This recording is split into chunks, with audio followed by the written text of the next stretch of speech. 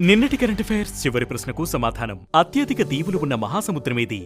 Pacific మహాసముద్రంలో అత్యధిక దీవులు ఉన్నాయి. ఇక్కడ 20,000 నుంచి 25,000 వరకు దీవులు ఉన్నాయి. ఇతర అన్ని సముద్రాలలోని దీవుల సంఖ్య కంటే కూడా ఎక్కువ. వీటిలో అధిక భాగం భూమధ్యరేఖ దిగువకే ఉన్నాయి. ఇక మొదటిది గుల్ఫర్డ్ 2026లో సభ్యదేశంగా భారత్. దుబాయ్ వేదికగా జరుగుతున్న గుల్ఫర్డ్ 2026 సదస్సులో భారత్ పార్ట్నర్ కంట్రీగా పాల్గొంది. 31 ఏళ్లలో తొలిసారిగా భారత్ ఈ కార్యక్రమంలో భాగమైంది. 25 రాష్ట్రాల నుంచి 161 మంది ఎగ్జిబిటర్లు ఇందులో పాల్గొన్నారు. భారత్ ఎగుమతులు, ఆహార రంగ సామర్థ్యం మొదలైన అంశాలపై ఇందులో అవగాహన కల్పించనున్నారు. ఇక రెండవది మహారాష్ట్ర డిప్యూటీ సీఎం అజిత్ పవార్ కనుమూత. మహారాష్ట్ర డిప్యూటీ సీఎం అజిత్ పవార్ కనుమూశారు. బారామతిలో విమానం అత్యవసర ల్యాండింగ్ చేసే క్రమంలో ప్రమాదానికి గురై ప్రాణాలు కోల్పోయారు. 1959 జూలై 22న జన్మించిన అజిత్ పవార్ 1991లో తొలిసారి లోక్సభకు ఎన్నికయ్యారు. ఆ తర్వాత బారామతి అసెంబ్లీ నియోజకవర్గం నుంచి పోటీ చేసిన అజిత్ 7 సార్లు గెలిచారు. 6 సార్లు డిప్యూటీ సీఎంగా చేశారు. ఇక మూడవది సోషల్ మీడియా నిషేధంపై ఫ్రాన్స్ అసెంబ్లీలో బిల్లు.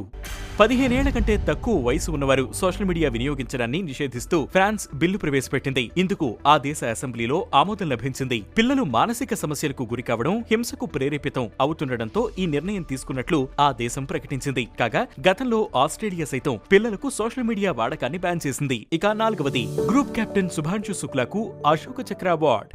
భారత్ తరపున స్పేస్ మిషన్ లో పాల్గొని ఐఎస్ఎస్ ను సందర్శించిన శుభాంశు శుక్లాకు అశోక చక్ర పురస్కారం వరించింది.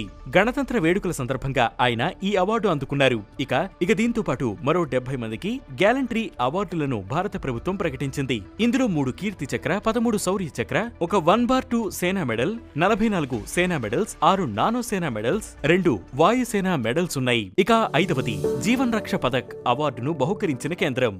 ఇతరులను కాపాడేందుకు ప్రాణాలకు తెగించి మానవతా దృక్పథం చాటుకున్న వారికి జీవన్ రక్షా పథక్ అవార్డులను అందించింది. 2025 సంవత్సరానికి గాను 30 మందికి ఈ పురస్కారాన్ని ఇచ్చింది. ఇందులో సర్వోత్తమ్ జీవన్ రక్ష పథక్ 6గురికి, ఉత్తమ్ జీవన్ రక్ష పథక్ 6గురికి, జీవన్ రక్ష పథక్ 18 మందికి ప్రకటించింది.